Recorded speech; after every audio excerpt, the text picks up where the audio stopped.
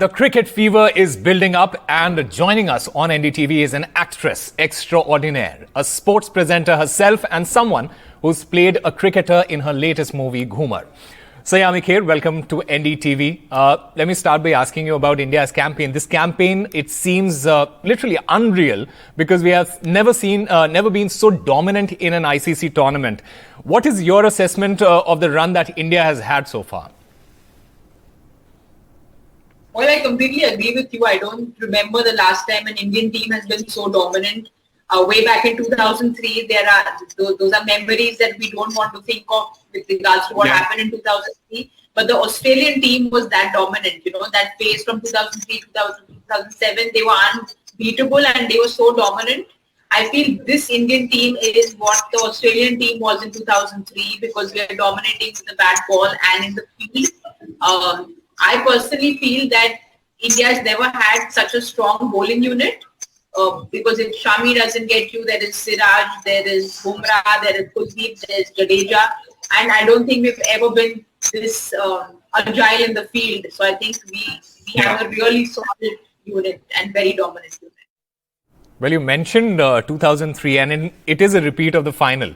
When you compare the two teams, do you see parallels between the two teams or is there a different context to this final?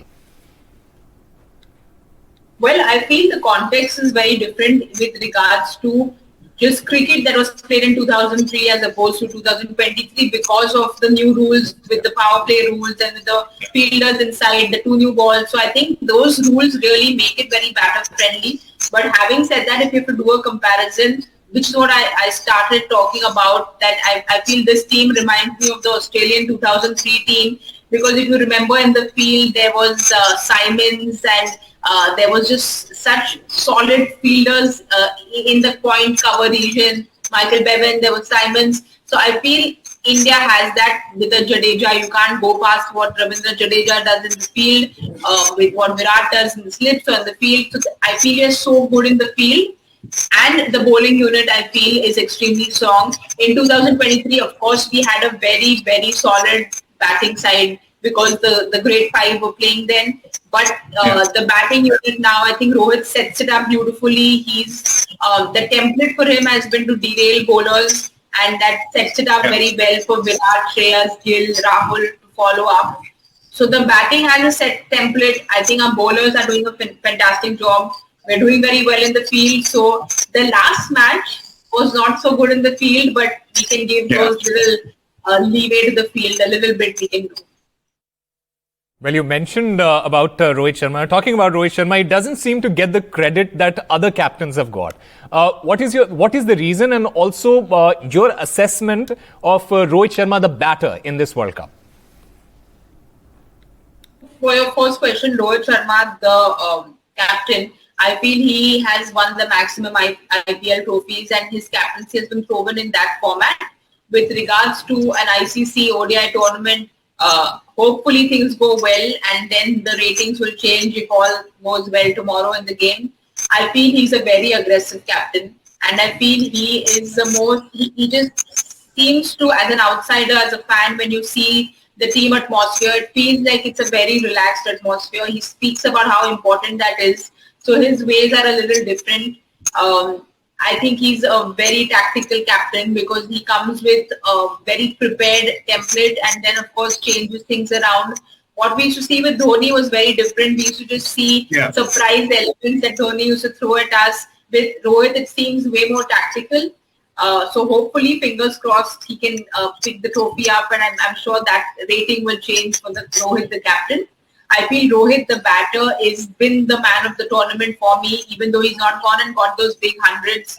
I saw Nasser Hussain talking about how he's just set it up so correctly for everyone else to follow because he's set this going and completely throwing off the bowlers, which if you go and hit trend bowl for a 6 over covers, it's going to be very difficult for the bowler to come back and get his form back. So I think Rohit's been doing that consistently well. And again, this is something that Rohit told Dinesh Karthik when we lost in 2019 that we are not playing as an aggressive unit and that needs to change. And he wanted to change that from the front, which he's shown with his leadership and his batting skill. Absolutely. And another leader in this team, Virat Kohli, talk to us about his gesture, especially after he scored his 50th ODI 100. Him raising his bat to Sachin Tendulkar, acknowledging Anushka, his wife. How do you see his journey from when he started to now? I think he's one of the most inspirational sportsmen that the world has seen. This because he's spoken about physically when he looked at himself in the mirror and he said that this is not what a champion looks like.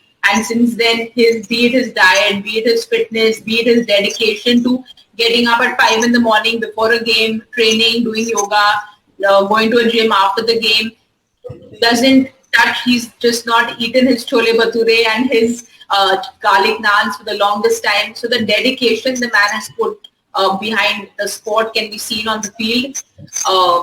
For me, I've been a massive Sachin fan. Everyone growing up in the 90s has been, so has Virat Kohli. So to just imagine going past your own hero, you're someone who's idolized all your life, you could see it in his eyes. You know, it wasn't anything that he was pretending. He genuinely says that I could never have dreamt of being here. And the man knows how to write his own script because it's his 50th 100 going past the master at the Wankhede Stadium with the master in front of him. He's spoken time and again about the support Anushka has been, and it's really heartwarming to see that because when you're up there at the top, I guess you're very lonely and you need a really solid support system because the accolades are a lot, but the brickbats are a lot as well. And he's constantly spoken about how she's been that anchor and support system, which is very crucial at that stage in your life. And you can see it after every presentation. He dedicates his 100, his man of the match to her. You can see the love. So he's everything what the ambassador of a sport should be. You see, talking about the bowling, one player who has literally been the star for India is Mohammad Shami, and he has had quite a journey himself. Do you consider him as one of the greatest India has ever produced? Well, on paper, he's one of the greatest and far beyond one of the greatest because he's gone past the maximum wickets taken in a World Cup by an Indian. In all of 17 innings, he went past Zach, who had the record earlier. He is one of the most good-looking seamers that our country has ever seen. The seam position he bowls with, very few get that seam position. I've never understood this. I've spoken to Zahir Khan about it with regards to getting that seam position, but even when it hits the deck, it still comes back and becomes straight. So I've just not understood how the guy has that kind of a seam position. When an Ian Bishop speaks about how Shami is that difference in this generation of wobble seams, he's the man who brings in that straight seam. And I feel he has gone through so much in his life. He has spoken about how, he's gone through depression, gone through a whole lot. From there to come back out and come out so strong again speaks volumes of the man's character. He a 7-wicket haul in a World Cup. He's had just the most phenomenal World Cup, and I feel bowlers are always not given the glamour and the attention that they should be given. But I feel bowlers win new tournaments, and I feel this has been the difference in this Indian side is that the bowling side has really come to the party.